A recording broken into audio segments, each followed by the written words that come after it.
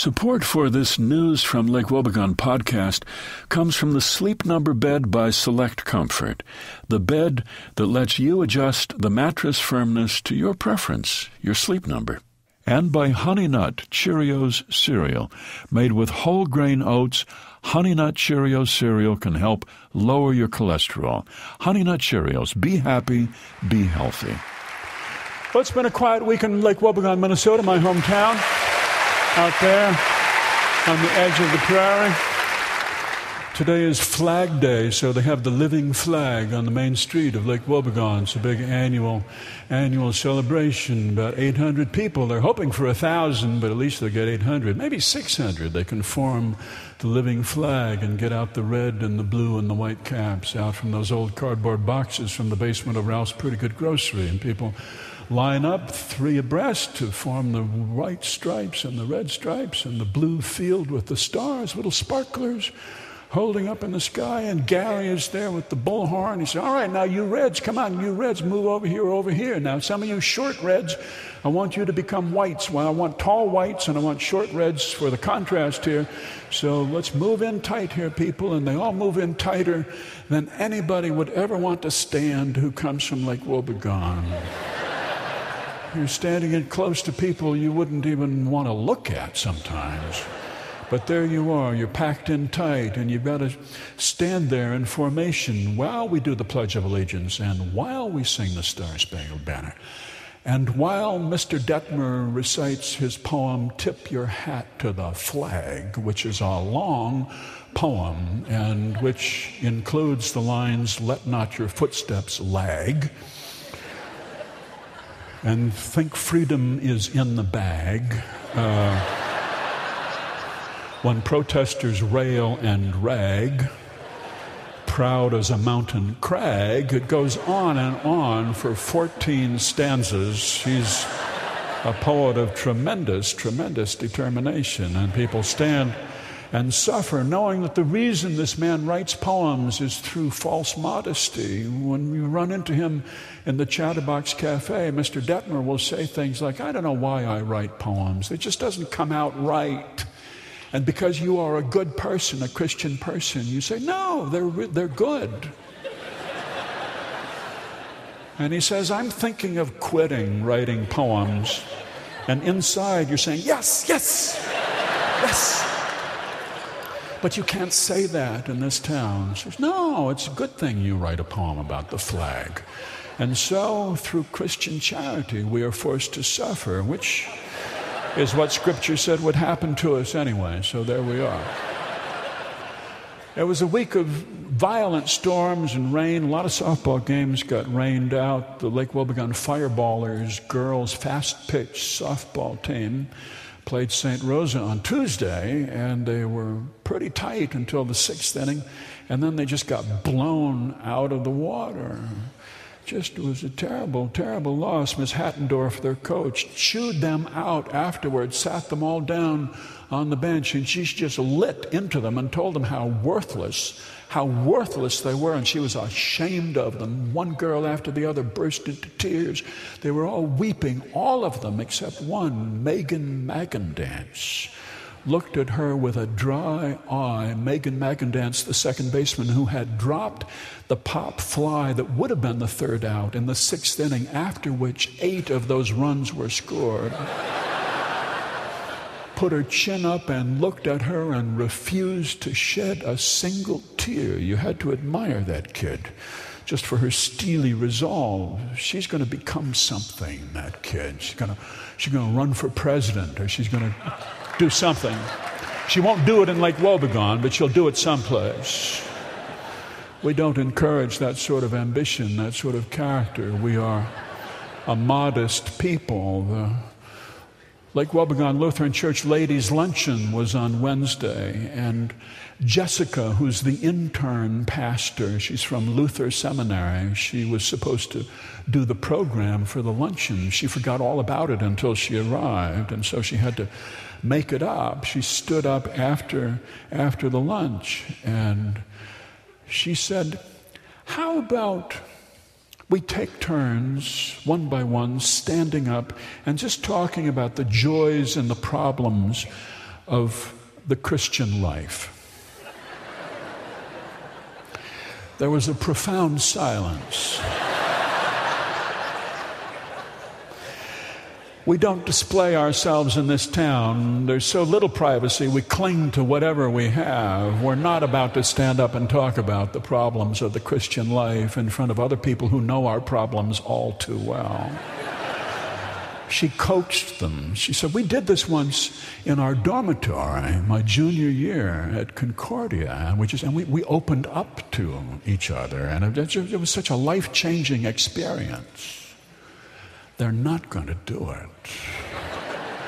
Their eyes are locked on their own shoes. They are staring at the floor. She was sort of slowly dying in front of them when the pastor's wife, Judy Inkvist, stood up and she said, this may seem awfully trivial, but what I think of when I think of the problems and joys of the Christian life, I think about making a salad, making food that everyone will like, and yet that's interesting, like this shrimp salad that I made for Sutendamai this year, and I maybe shouldn't have put wasabi in it. Maybe I put too much in, but everybody helped themselves to a little bit, and then I noticed that most of it got scraped into the garbage pail. So that was kind of an experience for me. She sat down, and now that she had opened the floor to discussion of salads, women stood up one after the other to talk about green salads and macaroni salads and potato salads and family and whose salad was better. And Marilyn Tollerud got up to talk about food poisoning and the potato salad that her sister-in-law had brought that had sat in the rear window of the car for too long, and she knew there was something wrong with it. She knew it, and so she did not eat any, but she allowed other people to eat from the potato salad. Her own family, loved ones, going through the humiliation of public vomiting. No time to go anywhere, just right out there in front of other people, projectile vomiting. And she started to weep, and other women wept to think of this humiliation. And there was hugging, and there was solidarity on the subject of salads. These are the people I come from. It was commencement at Lake Wobegon High School on Wednesday. The class of 2008, 108 strong, put on the faded blue gowns and the mortarboards with the gold tassels, and they marched down from the high school and out onto the football field to pomp and circumstance. And all of the parents stood up, and all of the little cameras, the little pinpoints of light, the little flashes, and the parents automatically weeping at this moment. Every single last one of them. People you never saw express any emotion in the past. Tears ran down their cheeks. I'm on the verge of tears right now myself, and my kid wasn't even there. People weeping, standing, sobbing, old farmers weeping, and their beautiful daughters in their blue gowns coming down to pomp and circumstance. Mr. Halverson, the superintendent, sat on the stage. He was not weeping. He was so relieved that the school year is over. And now this last challenge. It's a tradition that the senior class each year play some horrible joke on the superintendent. And he's wondering what it will be this year. A couple of years it involved chicken manure. One year they hooked up a little water tube, a little hose to the lectern about 3 feet high. And he stood to give his charge to the graduating class, and he felt wetness on this large dark patch in the front of his pants. And then they released the brake on the lectern, and it skidded off the stage. And he stood there in front of everybody. A couple of times he sat through commencement and nothing happened, and then he turned the ignition on in his car and rockets under the hood, cherry bombs, firecrackers going off. Once, the class of 2004 was a really bright class, and they had a radio-controlled balloon that came at low altitude across the field with a little dictaphone hanging from it and a voice that said, "Shut up, let's go. Shut up, let's go. Shut up, let's go." He wondered what they would do now. Well, people were in an emotional mood, and so for that, in order to get people back onto solid ground, you needed a commencement speaker who could get them off the slippery slopes of emotion and into the big barn of boredom. And they had found the right person, a big hefty guy in a suit with a tie with amoeba on it. And he stood up there at the podium in his great big fruity voice. And he said, "When I was invited to come to address you, the class of 2008 this year, I asked myself, what could I say that they would remember for the rest of their lives? And my mind went back these many years to when I was your age. Many more years than I care to remember."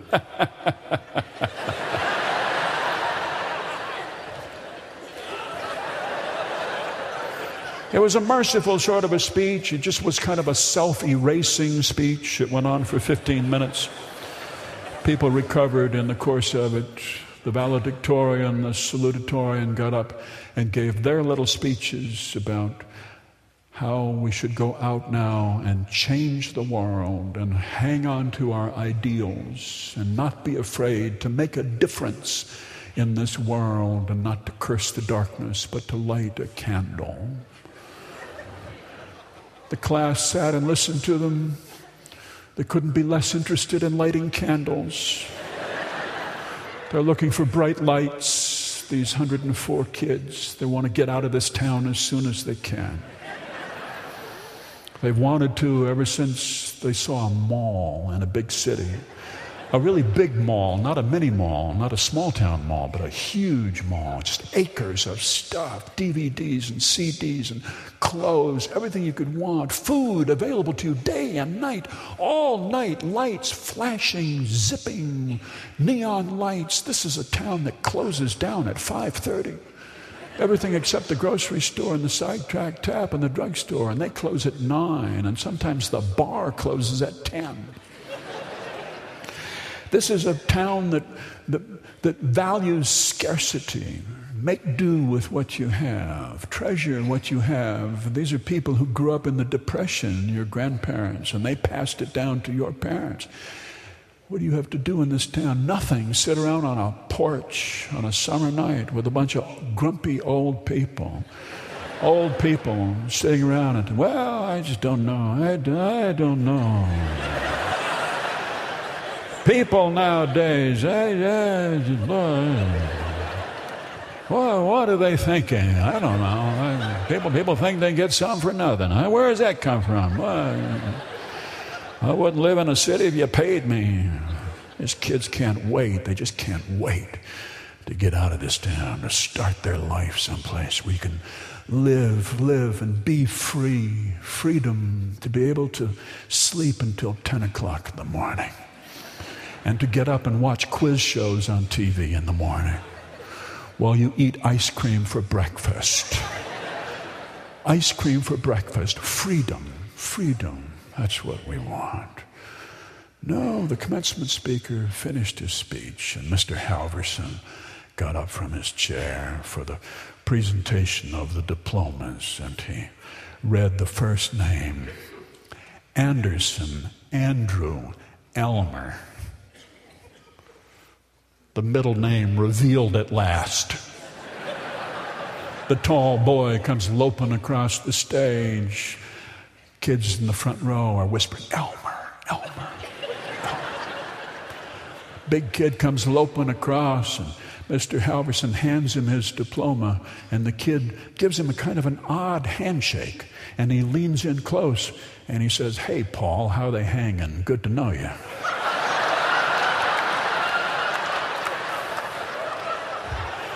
And Mr. Halverson feels something in his hand, and it's going up his sleeve, under his sleeve. It's a living thing. It's an insect or something. And he swats at it. He tries to slap it, and it's under his arm. And now it's down his back. And now it's down in a very bad place where he cannot slap. And he stands there with his legs sort of crossed as he gives it out to Anderson, Judith, Louise, Anderson, Stephen, William. They all come up one after the other. He's slapping, feeling down around there, waiting for the bite, waiting for the toxins to get into his bloodstream. He gives out 104 diplomas. During the benediction, when everybody's eyes are closed, he reaches down into his pants. There doesn't seem to be anything down there. And then he looks down at his right foot, and there's an enormous spider lying legs up on the ground. He doesn't want to touch it, but he motions to Miss Pearson, who is the biology teacher. She looks at it. It's a phantom spider, also known as the cougar spider. Is it poisonous? He said. Depends on who it bites. He's still waiting for the other shoe to drop. That's the news from Lake Wobegon, where all the women are strong, all the men are good looking, and all the children are above average. The News from Lake Wobegon podcast is brought to you by Honey Nut Cheerios Cereal. Made with whole grain oats, Honey Nut Cheerios Cereal can help lower your cholesterol. Honey Nut Cheerios. Be happy, be healthy.